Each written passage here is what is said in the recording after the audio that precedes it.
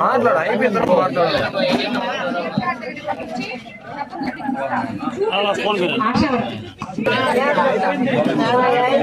ముందు పెట్టుకుంటారు ముందు పెట్టుకుంటే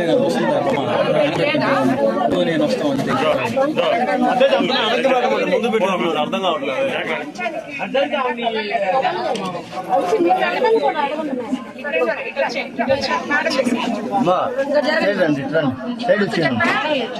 నేరుగా నా దగ్గరకు వచ్చి ఇక్కడ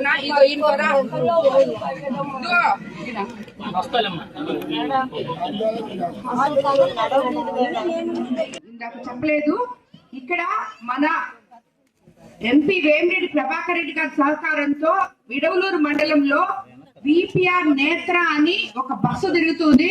ఇప్పుడు నా తెలిగి దండిగుంటలో ఉంది.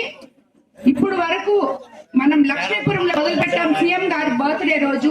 ఇప్పుడు వరకు రోజుకి ఈ 10 రోజులు రోజుకి 300 లెక్కన చూపించుకొని 3000 మంది దాకా కంప్లీట్ చేయడం జరిగింది. అందులో 60% వాళ్ళకి కళ్ళద్దాలు ఇవ్వడం జరిగింది. మీ ఊరికి కూడా వస్తుంది.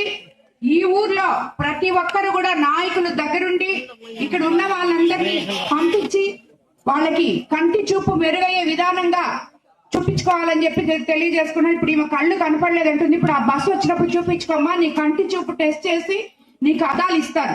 ఇక్కడే ఇచ్చేస్తారు అద్దాలు కూడా, నువ్వు ఎక్కడికి వెళ్ళక్కర్లేదు.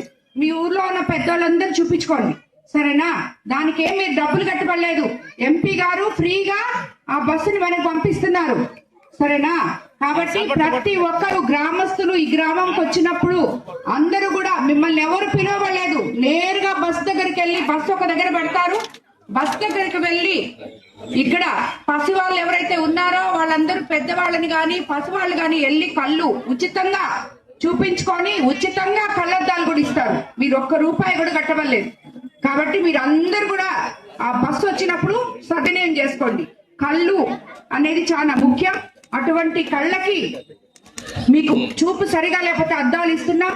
అలాగే ఇంకేమన్నా మీకు అద్దాలే కాకుండా ఇంకేమైనా బాగుంటే అది కూడా డాక్టర్లు రాసి ఒక హాస్పిటల్ పంపిస్తారు, వాళ్ళు అక్కడ చూస్తారు, సరేనా? అదే